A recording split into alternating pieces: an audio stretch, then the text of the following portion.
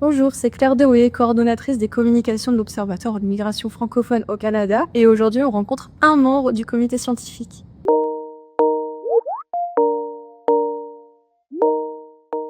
Bonjour Linda, merci d'être avec nous. Je m'appelle Linda Cardinal. Je suis vice-rectrice adjointe à la recherche à l'Université de l'Ontario français. Je suis aussi professeure émérite en sciences politiques à l'Université d'Ottawa. Quel est votre poste actuel et votre domaine de recherche? Alors moi, j'ai travaillé à l'Université d'Ottawa pendant plus de 30 ans. Et les 15 dernières années de ma carrière, j'ai eu une chaire de recherche sur la francophonie et les politiques publiques. Je m'intéressais à la francophonie dans une perspective des mouvements sociaux. J'essayais de voir les liens entre les mouvements féministes, les mouvements d'affirmation identitaire, les mouvements étudiants. Et ma grande question, ça a toujours été comment expliquer le changement? Et là, quand j'ai eu une chaire de recherche, je me suis spécialisée sur la francophonie, les politiques publiques, parce que ce qui m'intéressait de façon plus particulière, c'était de voir comment, au Canada, les francophones en contexte minoritaire, font avancer leur dossier, font avancer le dossier du français, tant dans les politiques linguistiques dans les provinces que, au palier fédéral.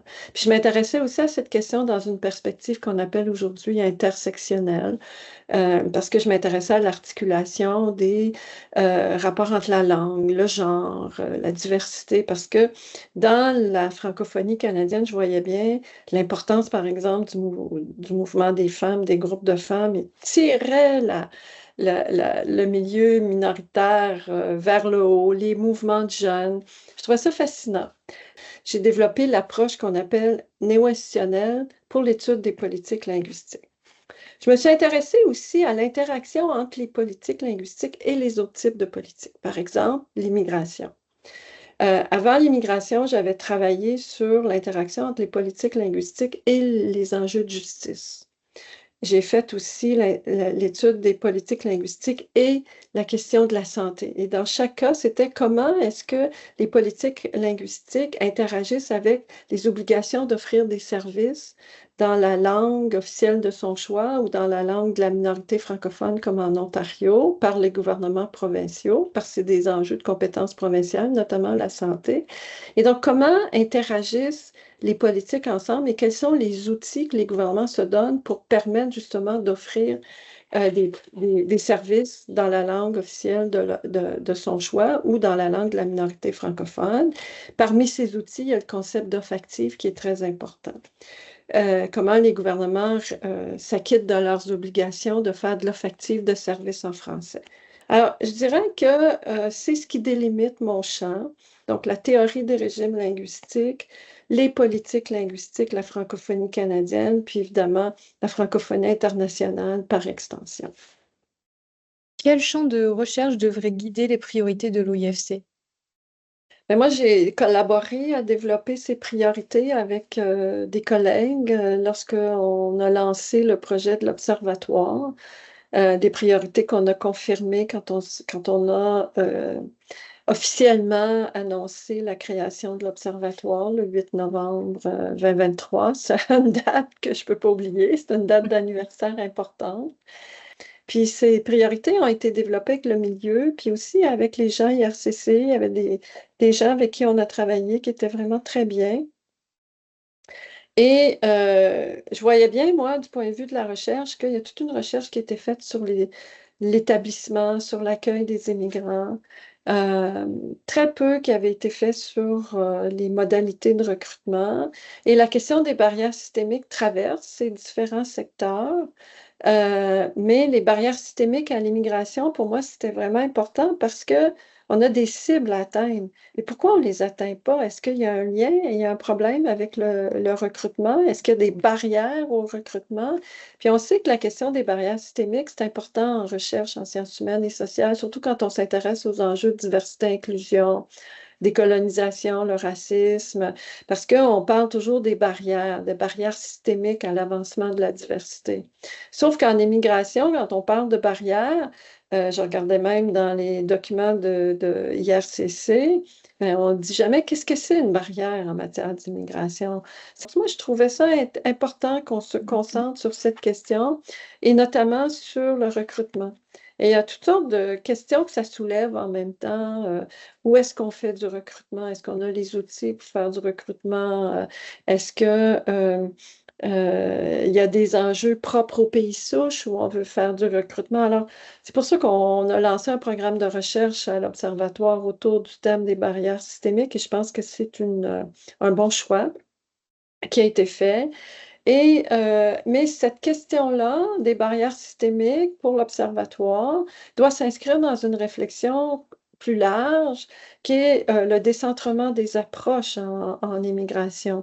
Parce on a tendance dans nos pays, notamment le Canada, les États-Unis, d'avoir une approche très utilitaire. On va chercher des travailleurs pour venir combler des besoins du marché, mais ces gens-là, c'est aussi des êtres humains avec des besoins. Bien Et sûr. donc, on travaille beaucoup sur l'accueil, sur l'établissement. On veut transmettre aussi une volonté de vivre ensemble au Canada aux immigrants. Puis moi, je trouve que c'est important. Quelle vision t'a guidé lors de la phase de lancement de l'OIFC? Comme tu peux savoir, j'ai travaillé très fort pour ce projet. En 2019, j'étais venue, pendant 2018-2019, j'étais venue en près de mon université à l'UF pour travailler avec l'équipe à développer le plan d'action en recherche pour l'UF, parce qu'une université qui n'a pas de recherche, c'est pas une université. J'ai fait une grande consultation dans le milieu pour voir quelles devraient être les priorités de recherche à l'UF. Et ça ressortait toujours l'immigration. L'UF va être à Toronto, un pôle d'attraction important de l'immigration francophone. Il faudrait absolument que l'UF développe une expertise en immigration. J'ai pris mon bâton de pèlerin, j'étais allée voir le CFGT, le Centre francophone du Grand Toronto, la Fédération des communautés francophones et acadiennes du Canada, quelques collègues à Moncton, Anna Triandafilidou à Toronto, Concordia, Shedley Belkodja. En tout cas, j'ai rencontré des collègues et Anna et moi, on a travaillé très fort ensemble, mais j'ai porté le dossier. Et là, j'ai dit, il faut qu'on aille chercher un financement pour créer une structure permanente, pérenne à l'UF pour l'immigration. Alors ça m'a vraiment animée, là. Et je me disais, c'est important qu'on puisse réunir les gens. J'avais fait une rencontre avec les chercheurs, une trentaine de chercheurs, parce que ce processus-là de création de cet observatoire, il a été mené pendant 5 ans, mais pendant 5 ans, il y a eu un dialogue sur cette question. Et ça, c'est un bel exemple de comment on fait avancer des dossiers, comment on fait avancer le changement. C'est qu'il y a eu des moments où le dossier a pu avancer parce que le contexte plus large le permettait, la modernisation de la loi sur les langues officielles, la revendication d'une politique en immigration francophone. Et là, moi, je voulais m'assurer que la recherche ne serait pas le parent pauvre, vous ne serez pas l'enfant oublié de ce projet. Parce que nous, on voulait fédérer les chercheurs, structurer la recherche pour qu'elle serve aussi à des objectifs de politique publique, qu'elle puisse guider le travail des décideurs et du milieu communautaire. Donc, je voulais absolument une infrastructure de recherche gérée par et pour les francophones de surcroît. C'est un observatoire qui est ancré dans la réalité du milieu, qui cherche à répondre aussi à des exigences du milieu, en plus de vouloir contribuer à ce mouvement qui est l'immigration francophone au Canada. Merci beaucoup, Linda. Au revoir. Allez, bye, bonne journée. Bye, bonne journée.